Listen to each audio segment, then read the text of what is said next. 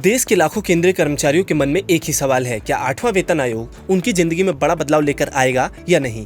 क्या सैलरी में बम्पर बढ़ोतरी होगी या फिर उम्मीदें एक बार फिर से अधूरी रह जाएंगी। फिटमेंट फैक्टर से लेकर महंगाई भत्ते तक हर एक छोटी बड़ी जानकारी पर कर्मचारियों की नजरें टिकी हुई हैं। इसी बीच 8वें वेतन आयोग से जुड़े 3 बड़े अपडेट सामने आए हैं, जिन्होंने कर्मचारियों की उम्मीदों को और बढ़ा दिया है। 8वें वेतन आयोग को लेकर क्यों बढ़ी हलचल। तो देश भर के केंद्रीय कर्मचारी और पेंशन भोगी लंबे समय से 8वें वेतन आयोग का इंतजार कर रहे हैं। हर कर्मचारी के मन में कुछ बड़े सवाल हैं। नई सैलरी कितनी बढ़ेगी, फिटमेंट फैक्टर कितना तय होगा, क्या महंगाई भत्ता बेसिक सैलरी से जुड़ जाएगा, पेंशन में कितना फायदा मिलेगा और नया वेतन आयोग कब लागू होगा। इन सवालों के बीच अब आयोग ने अपनी प्रक्रिया को और तेज कर दिया है। अलग अलग विभागों से जानकारी जुटाई जा रही है, कर्मचारी और संगठनों से सुझाव लिए जा रहे हैं और फिटमेंट फैक्टर को लेकर चर्चा भी और तेज हो गई है। बात करें पहले बड़े अपडेट की, तो वो है मंत्रालयों और विभागों से डेटा जमा करने की समय सीमा बढ़ी। 8वें वेतन आयोग ने केंद्र सरकार के अलग अलग मंत्रालयों, विभागों और केंद्र शासित प्रदेशों से कर्मचारियों से जुड़ा जरूरी डेटा मांगा था।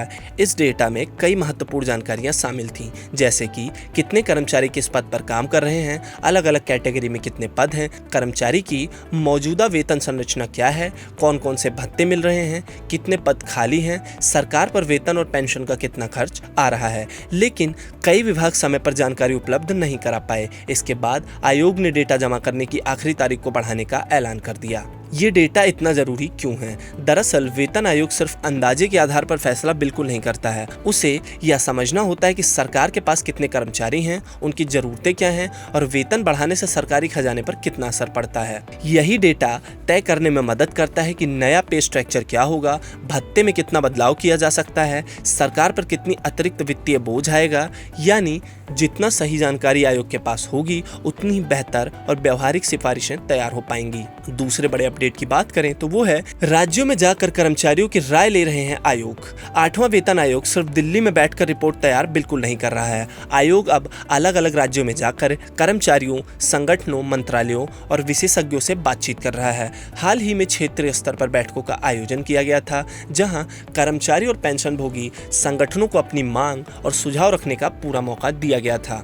इन बैठकों में मुख्य रूप से इन मुद्दों पर चर्चा हो रही थी, जिसमें वेतन संशोधन, पेंशन में सुधार, महंगाई भत्ता, मकान किराया भत्ता, मेडिकल सुविधाएं, बच्चों की शिक्षा से जुड़ी सहायता, प्रमोशन व्यवस्था, कैडर सुधार, फिटमेंट फैक्टर। कर्मचारी संगठन चाहते हैं कि नया वेतन ढांचा ऐसा हो जिससे अगले कई वर्षों तक कर्मचारियों की आर्थिक स्थिति मजबूत बनी रहे। तीसरा और सबसे बड़ा मुद्दा, फिटमेंट फैक्टर पर बढ़ी बहस। अगर 8वें वेतन आयोग से जुड़े किसी एक मुद्दे की सबसे ज्यादा चर्चा हो रही है तो वो है फिटमेंट फैक्टर।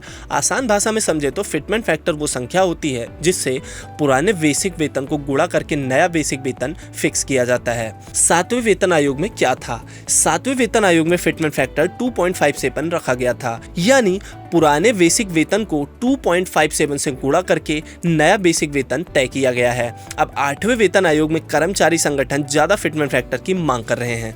कुछ संगठनों की मांग है कि फिटमेंट फैक्टर 3 से ज्यादा होना चाहिए। वहीं कुछ एक्सपर्ट्स का कहना है कि सरकार पर वित्तीय बोझ को देखते हुए बहुत ज्यादा फिटमेंट फैक्टर देना आसान बिल्कुल नहीं होगा। फिलहाल बाजार में 1.82 से लेकर 3.83 तक के अलग अलग अनुमान चर्चा में छाए हुए हैं। लेकिन ध्यान देने वाली बात यह है कि अभी तक सरकार या 8वें वेतन आयोग ने किसी भी फिटमेंट फैक्टर की आधिकारिक घोषणा नहीं की है। फिटमेंट फैक्टर बढ़ने से सिर्फ सैलरी नहीं बदलेगी। कई लोग सोचते हैं कि फिटमेंट फैक्टर का असर सिर्फ वेतन तक सीमित रहेगा, लेकिन ऐसा बिल्कुल नहीं है। इसका सीधा असर बेसिक सैलरी, पेंशन, ग्रेच्युटी, भविष्य निधि यानी कि पीएफ, लीव एक्सटेंशन, अन्य वित्तीय लाभों, इन सभी पर पड़ेगा। यही कारण है कि कर्मचारी संगठन इसे सबसे बड़ा और अहम मुद्दा मानते हैं। महंगाई भत्ता यानी कि डीए का क्या होगा? तो 8वें वेतन आयोग को लेकर कर्मचारियों के बीच एक बड़ा सवाल ये भी है कि क्या डीए बढ़ना बंद हो जाएगा?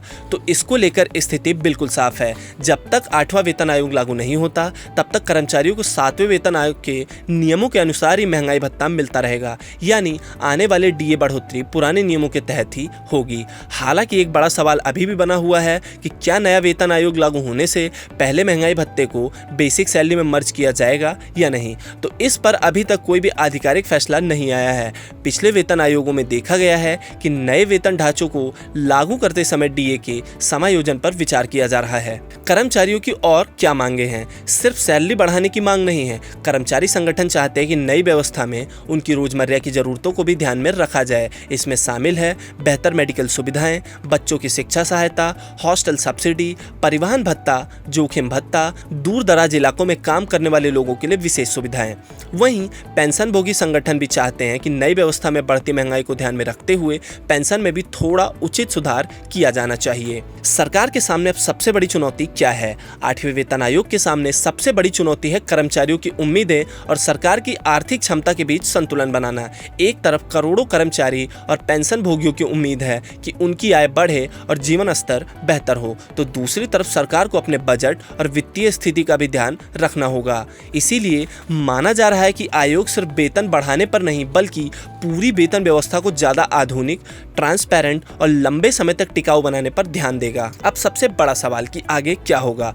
फिलहाल 8वां वेतन आयोग इन कामों में जुटा हुआ है। विभागों से डेटा जुटाने में, कर्मचारियों और संगठनों से सुझाव लेने में, अलग अलग क्षेत्रों में बैठकें कर रहा है, वेतन और भत्ते का अध्ययन कर रहा है। इसके बाद आयोग अपनी सिफारिशें तैयार करेगा और केंद्र सरकार को रिपोर्ट सौंपेगा। फिलहाल 8वें वेतन आयोग को लेकर 3 बातें सबसे ज्यादा महत्वपूर्ण हैं। पहली, डेटा जमा करने की प्रक्रिया आगे बढ़ गई है। दूसरी, आयोग कर्मचारियों और संगठनों से सीधे सुझाव ले रहा है। तीसरा, फिटमेंट फैक्टर पर सबसे ज्यादा चर्चा जारी है, लेकिन अंतिम फैसला अभी भी बाकी है। यानी आने वाले महीने केंद्रीय कर्मचारियों और पेंशनर्स भोगियों के लिए बेहद अहम होने वाले हैं, क्योंकि इसी आयोग के फैसले से तय होगा कि आने वाले वर्षों में उनकी सैलरी, पेंशन और आर्थिक कंडीशन किस दिशा में जाएगी। Subscribe to One India and never miss an update. Download the One India app now.